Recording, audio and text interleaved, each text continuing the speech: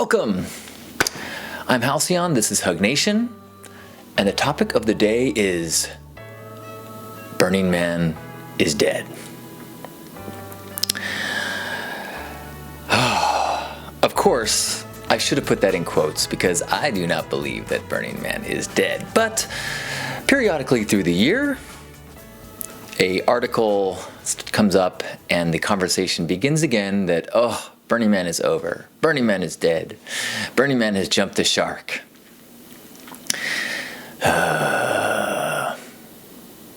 See, I think it's really important when it comes to Burning Man or anything to be aware of how much other people's stories affect your experience of reality. You may think that your thoughts and your judgments about the world, about people, about political candidates, about issues is all you, but it is not. You are taking the information, the data, the stories, the often well-crafted and biased media and making that into a kind of collection of input that then you consider to be your truth. And a well-crafted and a convincing piece of information or a story, a narrative that you identify with or it triggers you in some way that you're susceptible to can massively affect the way that you think of the world. Would you know that your lashes weren't thick enough if L'Oreal wasn't so keen on making you insecure about it? There's so many examples of things in your world that we care about, that we're angry about, that we've never actually even experienced. The entire world of politics in some way is actually 1, 2, 3, 4 steps removed from our actual experience of the world. But we identify with stories, we get invested, we believe it to be our truth. Catch yourself. Next time you're in an argument with somebody about a political thing or otherwise, political makes it easier, and you're in conflict. If you can get yourself to take a step back, go, what perspectives am I arguing? And can I trace these feelings, these facts, back to the source of where I learned them? I probably got these information from Young Turks or from the New York Times or from some pundit, some radio person, some videos, some article. You probably got that information. It became your story and your truth, and now you are defending your worldview against someone else. But you never actually experienced those things. You didn't take that survey. You didn't look at all the data. You read a headline and it suddenly started shaping you. And so one of the stories, the narratives that has gained power, strength, and influence in the world of Burning Man is that of billionaire camps, K Street, the big plug-and-play camps that offer a safari-style experience for people to come in, have their needs taken care of, and then be exposed to an authentic Burning Man experience.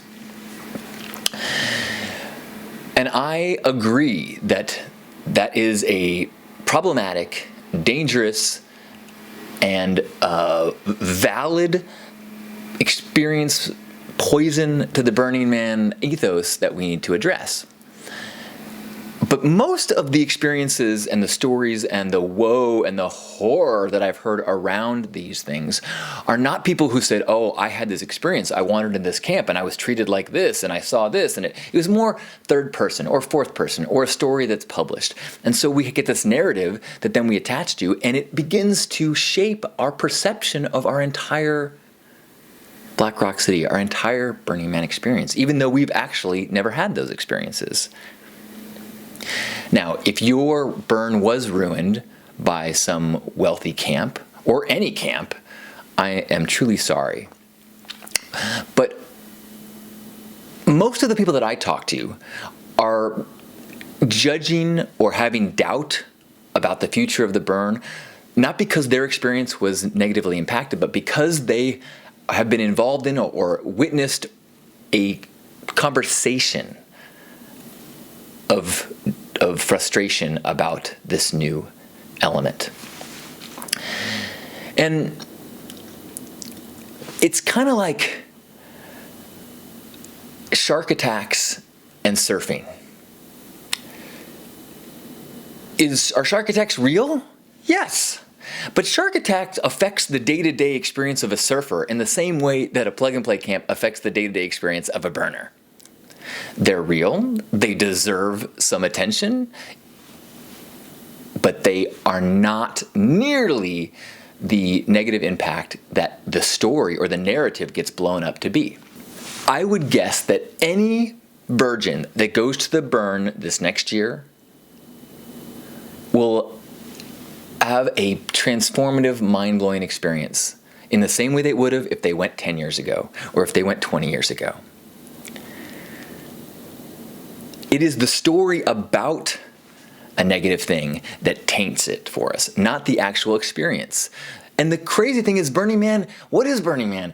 It is all about the experience. Burning Man transforms and changes your life because of the experience of it, not because of the narrative. Nobody goes, oh man, I had this incredible conversation about Burning Man and it changed my life. No.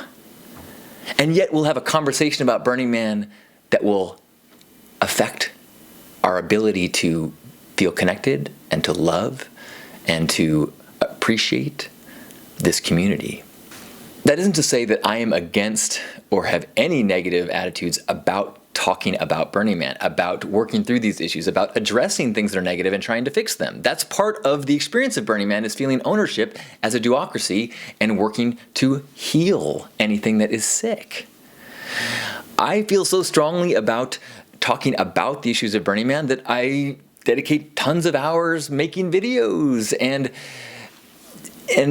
writing things about putting context around these experiences, so that when you are in that new experience that blows your mind, you can find a context to it to realize, oh, I feel this way amongst these people because I'm experiencing gifting, and I'm maybe for the first time really starting to get that by giving that other person, these other people joy, I am feeling joy.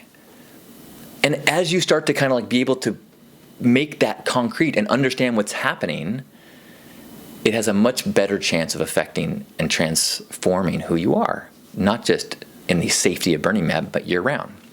And I think that even as there are negative elements being introduced to or growing within Burning Man, the possibility for positive, amazing experiences is still off the charts. Again, not to say that we are denying that there are negative aspects that need attention and focus and healing. I mean, sexual assault is another example. There is sexual assault that happens at Burning Man. It is a city of 50, 60,000 people pushing their edges, and bad things happen. But bad things happening does not negate the magic. If what you're saying is that this place that I once thought was so whatever, pure according to your definition, now has this influx of money, which you have attachment or whatever, or now has this new dynamic, whatever it is, but whatever change has happened, I no longer feel as connected to it. And so it's over. First of all, it's really easy to make that statement into a truth, which is this experience is over for me. I no longer get out of this experience what I need, and so I'm no longer going to attend. Fine, perfect, bravo, make space. But when you like kind of go out swinging, throw in a firebomb, say, it sucks, it's over, I don't like it anymore, therefore it's over. Like, okay, you don't like the music that the DJ's playing anymore, therefore this club sucks? No, you just don't like the music that the DJ's playing anymore. Tons of people are dancing, tons of people are sweating and having an awesome time. So if you are one of those people that says, I don't like the change, Great. You are so lucky, because once the only option you had for a Burning Man 10 principle experience was the Big Burn in Nevada. Now there are tons. There are regional events all over the US and all over the world that will give you exactly what you say you want, which is a smaller, more intimate, less well-known, less, mainstream experience of the burn. Dude, we live in amazing times. You can bring your art, you can bring your sculpture, you can bring your performance, you can bring your interactive theme camp, all of the gifts that you have to give, bring it to a regional. And it will have a massive impact on the tone of the whole event. You can make a huge difference. Your gift can be massive if that's what you're craving. Now, if you are not someone who is bringing art, bringing your gifts, bringing an interactive theme camp, bringing a performance, if you're not bringing these things to the burn, and instead are feeling like, I'm not getting what I want anymore, well then, I would say you're the problem. It's not the rich people in their RVs. It's anyone who has a perspective of, I am not getting what I want. I'm not getting enough. So, if you're feeling frustrated by giving so much into a city that has, a percentage of people that are taking without giving or not giving enough, and that frustrates you, dude, the regionals are the way to go. I would also remind anyone with that frustration about the life cycle of a burner. Some people hit the ground running, they get it immediately, and they go from 0 to 10 principle enthusiast and gifter extraordinaire, before they even get dirty. But the rest of us, it's a process of unlearning. It's a process of breaking out of our scripts and our self-identities and our patterns of how we interact with people and the world and institutions and organizations. And as we crumble and break out of those things, we start to feel drawn and passionate about creating and giving. We find the artist in us, and then we find, oh my gosh, here's this safe place where I can give it. And so, no matter what, and throughout all the history of Burning Man, there have been people there that are in the very first stages of their burn life cycle that don't get it. I was out of touch of what was a good burner my first year, probably my second year, maybe into my third year, before I started to really get to know who I was and understand the ethos of the event enough that it became, the gifting and the leave no trace and the civic responsibility and all of the principles really became something that I was hungered to embrace more deeply. And then part of the life cycle is, as it becomes something that you truly believe in, maybe you even go too far and become a little bit of a zealot, but you want others to understand. And so when you see that person who comes up to your camp and say, hey, do you have a trash can? I can throw this away. You go, actually, with leave no trace, you really need to be responsible for the blah, blah, blah, blah, blah, blah, blah, blah, blah. Or when you see someone doing anything that you see as being outside of the Burning Man world, you gently guide them back. And I know that sometimes that's frustrating. And sometimes it feels like, oh my gosh, this tide of newbies, there's just too many people. I just hate them all. And sometimes it's okay to have a little bit of frustration. Last year at Pink Heart, which is on the Esplanade, on Friday night, a sedan, a Civic, I think, drove down the spokes, drove onto the Esplanade, and parked their car in our bike parking on the Esplanade. And by the time we figured out what was going on, the people were gone. They came back later and they were like sleeping in their car. And we're like, how? What? I mean, on Friday night to drive down 9 o'clock all the way onto the Esplanade, you would have to be like honking your horn and getting people to get out of the way. I don't. And then, how are you so clueless? When we finally talked to them, they were like, "Oh man, it's cold out. I only brought tank tops and shorts." Like, how do you get to Burning Man with so little understanding of what you're in for? Again, then I have to go back and remind myself, okay, I didn't exactly know what was going on my first year. I was way more prepared than this person, but at least it gives me a little bit of sympathy to ignorance. But not that much. Not enough to make me bypass the anger that I had towards these people. Because one of my kind of guidelines is, if your behavior is one that if everyone did it, or even a small percentage of people did it, that the event would collapse, that's seriously problematic behavior.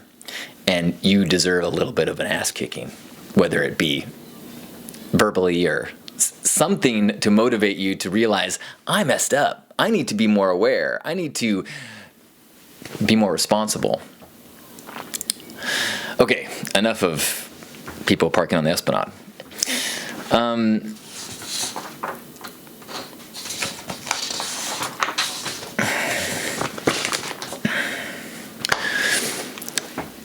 Someone asked me this weekend, why do you keep going to Burning Man? And there was a couple reasons. No matter what shifts have happened in the Burning Man community and in the mainstreaming of Burning Man, it is still by far the most radical alternative human experience that I've ever experienced. The landscape, the structures, the human interactions, the social, structures, everything about the interactions there and the experience you have as a human in this environment is like the closest to being on another planet. There may be hardcore extreme traveling that you could do and visit little villages and places that are untouched by the West, but in today's world, in today's global connected, internet connected, McDonald's connected, Starbucks connected world, almost everything is tainted by the global corporate poison. So to be able to visit Burning Man, which is isolated from that virus, it's like, finally, once a year, filling your lungs with something that's free of all the toxins that we have year round. And there's nothing like it that I've experienced that can be as powerful a recalibrator to the self-identity that is deep down inside that gets overwhelmed by the pressure to be a consumer. What's wonderful is that it doesn't you don't have to have the recalibration happen at Burning Man. It can happen at a regional event. It can happen anywhere where you feel a safety and a supportive environment where the community of people are encouraging you to be who you are against the pressure to be the consumer, the whatever labels and roles that you've kind of like acquired over your lifetime, whether it's Republican, Knicks fan, whatever. Burning Man, by design or by accident or by magic, is the most powerful place that I have ever been, that lets you to shake it all off and be raw and be naked of those responsibilities and those roles. And in that nakedness, in that rawness, we can identify parts of ourselves we've never seen before, we've never felt before. We get to feel that artist in us, the artist in us that maybe even didn't even realize that this type of creative thinking, creative identifying in the world was an artist. Being taught very young that artists are ones who paint within frames and do sculptures on platforms. And if you don't have the skills to do that, then cross artist off your list of labels and get back in consumer line. And in that nakedness of the desert, with the support, with the otherworldliness, being able to express in ways that we get to change our self-identity into one of an artist, regardless of what else we do in the world, that changes everything. It changes the way we see who we are in the world. It changes how we interact with other people. It changes how we see ourselves in relation to our government, in our purchasing, our environment. So yes, that is why I still go to Burning Man. Because now, as always, it is an environment so fertile for personal awareness and transformation that I will work and get dirty and get frustrated and drive really far and get bloody knuckles and do whatever it takes to have those moments of recalibration. Because when you're in that state of true self, that's priceless. Another reason why it's so powerful for me is that the setup of Burning Man as being a temporary city, as being something that only exists for a small amount of time, it creates this environment where it's totally okay for things to be good enough. If you want to build something or slap something together or throw paint on something and it breaks after a couple days, well, fine. It was only going to last for a week anyway. So whatever, do the best you can, get it up, do it, move forward, create, slap it. And so a lot of the fears that we have about not being good enough or not being talented enough or not having the skill set to do something, it's like, what? Do it. With the exception of like working with electricity or structures that might fall and hurt somebody, you can really give it your best shot with regards to anything. I did not grow up with a whole bunch of skills with my hands. And with the process of being a part of theme camps and learning to be a part of helping set up camps and break down camps and maintain camps, and when the wind starts making something get wobbly, jumping in and figuring out, well, how can I make this safer? And realizing that, okay, we don't have a professional knot tire within the vicinity, so what's the best I can do in this situation? The whole kind of crazy, temporary otherworldliness of it allows you to bypass all of the walls in your own head that says, I can't do that, I don't know how to do that, I'm not good at that, I shouldn't even try. Like, I've never changed my oil in my car. Every time I try to hang a picture in my house, I get like 9 holes in the wall. But at the Burn, if I put 9 holes in the couch as I'm trying to attach some pink fur to it, who cares? The pink fur covers everything. And it's just gonna be covered in dust anyways. So give it a shot. And that shift in the expectations of yourself that allow you to take on every role. I'm not just the consumer going to a concert to receive entertainment. I am responsible for entertainment. I am the entertainment. I'm also the custodian. I'm also the host. I'm also the masseuse. I'm also the king. I'm also, like, you're not just allowed to, you're expected to step into all those roles. And that is so liberating. So, has Burning Man changed? Absolutely. Is it something that any individual might find no longer is an experience that they find valuable or worth the effort to them? Absolutely. Can you make the statement that it's dead or it's over? No way. You could say that it's jumped the shark, but only from the reference point that anyone in a boat or on water skis that actually jumps a shark is a flippin' badass. When Fonzie jumped a shark, that was quite an achievement. It was damn near magical. And in that sense, yes, Burning Man jumps the shark every year. So if the burn still calls to you, I will see you there. If it's a regional that you're called to, I hope we cross paths there. Whatever it is that you are called to, let that be your home.